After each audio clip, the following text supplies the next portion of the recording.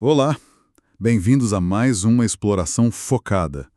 Hoje a gente tem um material aqui que mergulha num conceito bem particular, né?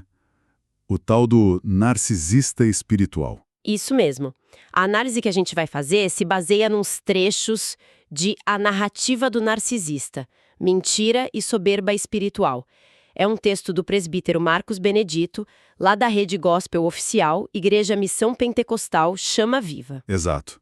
E o ponto central desse material é descrever uma figura que, bom, segundo o que está escrito ali, constrói toda uma fachada, sabe? Uma narrativa que engana, baseada em mentira e, principalmente, é o que parece, em soberba. E tudo isso com um verniz de espiritualidade, né? O nosso objetivo aqui é investigar como essa fonte específica, como ela define essa figura, que tipo de comportamento ela atribui a essa pessoa. E como o texto usa exemplos da Bíblia para, digamos, fortalecer o argumento dele, né? Exatamente. A ideia é que permeia toda essa construção de uma farsa. O narcisista espiritual, nessa visão aí do texto, usa palavras bonitas, demonstra uma santidade aparente. Mas por dentro, o que moveria essa pessoa seria a vaidade, o orgulho. É isso. É isso. O texto já começa bem direto, né?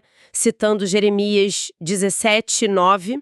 Enganoso é o coração mais do que todas as coisas e desesperadamente corrupto. Quem o conhecerá? Nossa, isso já definiu um tom bem claro para análise, né? Uma desconfiança básica sobre as aparências. Totalmente. Estabelece essa desconfiança. E a caracterização que o texto faz vai além de uma vaidade simples, passageira.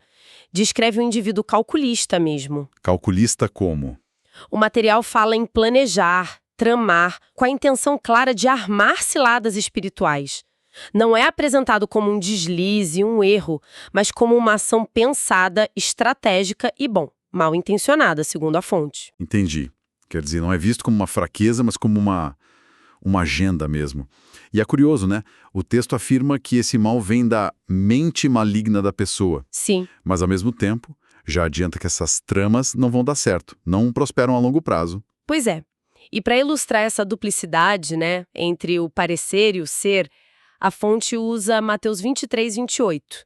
Aquela parte sobre os que por fora parecem justos aos homens, Mas por dentro estão cheios de hipocrisia e iniquidade. É uma imagem bem forte de dissimulação. Muito forte. E é interessante ver a rapidez com que a fonte tenta ancorar essa figura em histórias bíblicas. É como se esses personagens fossem arquétipos desse padrão que o texto quer denunciar. E qual o primeiro exemplo que eles usam? O primeiro e talvez o mais fundamental citado é Lúcifer. Ah, sim. Ele é apresentado como o exemplo primordial desse espírito, né? Narcisista e soberbo. Exato. O texto descreve ele lá na origem como o querubim, que por soberba se rebelou contra Deus, querendo ser igual ao Criador. A fonte enfatiza muito que a queda dele veio direto dessa soberba. E eles citam alguma passagem para isso? Citam, sim, Isaías capítulo 14, versículos 13 a 15. Aquela parte, tu dizias no teu coração, subirei ao céu, serei semelhante ao Altíssimo. Contudo, levado serás ao inferno. É pesado. E aí o texto define a soberba como o quê? Como o primeiro degrau da ruína. Tipo a porta de entrada para a queda espiritual. É o ponto de partida para o argumento. Entendi. E desse exemplo mais, digamos, celestial, o texto vai para figuras humanas na Bíblia? Exatamente. Traça paralelos. Saul, por exemplo, o primeiro rei de Israel, é um dos mencionados. Saul. A fonte retrata ele como alguém que foi, assim, consumido pelo ciúme de Davi. E Davi é descrito ali como um homem segundo o coração de Deus. E a perseguição de Saul a Davi entra como? É interpretada no material como uma manifestação clara dessa dinâmica. Narcísica e invejosa. É assim que eles colocam. E como a fonte ilustra isso, especificamente com Saul? Tem alguma citação? Tem. Cita 1 Samuel 18:9. E desde aquele dia em diante, Saul não via Davi com bons olhos. Ah, tá. O texto sugere que a partir do momento que Saul percebeu o favor de Deus e do povo sobre Davi, o ciúme tomou conta. E aí ele começou a tramar contra a vida de Davi. né, várias vezes. E o texto faz um contraste entre Saul e Davi? Faz. Mostra a atitude persecutória e insegura de Saul contra a postura de Davi, que mesmo fugindo, confiava em Deus para se proteger e para que a justiça fosse feita. A ideia é que a soberba de Saul, ferida pelo sucesso do outro, levou a essa obsessão destrutiva. Interessante essa leitura focada no ciúme e na soberba como motor da ação de Saul. E quem mais que a fonte coloca nesse padrão? Tem outros exemplos? Tem sim. Os fariseus são outro exemplo bem destacado no texto. Ah, os fariseus. São descritos como um grupo que conspirou ativamente contra Jesus. E a motivação principal que a fonte aponta: inveja e medo. Inveja da autoridade de Jesus, do apelo popular dele. E medo de quê? De perder o próprio status? Exatamente isso. Medo de perder o poder religioso que eles tinham diante da mensagem de Jesus. E como essa inveja aparecia? Eles disfarçavam? Segundo o material, sim.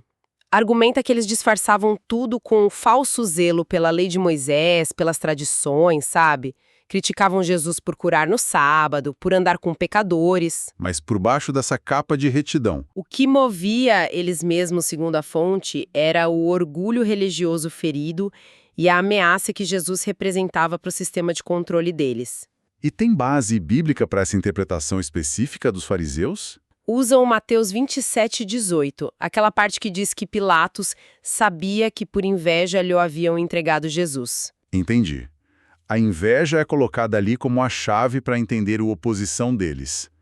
A aparência de zelo escondendo a inveja e o medo. Tem mais algum exemplo bíblico que o texto explora? Sim, menciona também Herodes Antipas, especificamente na questão da morte de João Batista. Herodes. Por quê?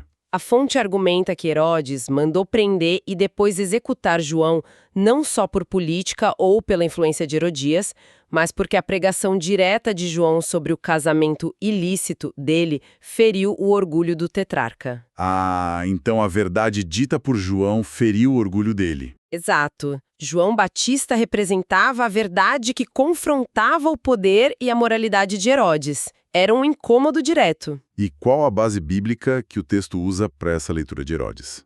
O texto se apoia em Marcos 6, né? Especialmente o versículo 19, que diz: "E Herodias lhe guardava rancor a João e queria matá-lo." Mas aí a iniciativa parece ser de Herodes? Sim, no relato bíblico, direto sim. Mas a fonte interpreta a ação final de Herodes de ceder à pressão como sendo também porque o próprio orgulho dele foi ferido pela verdade que João expôs. Entendi. Então, o fio condutor que a fonte traça entre Lúcifer, Saul, fariseus e Herodes é esse: soberba, ciúme, inveja, orgulho. Exatamente. Essas seriam as forças por trás das ações destrutivas.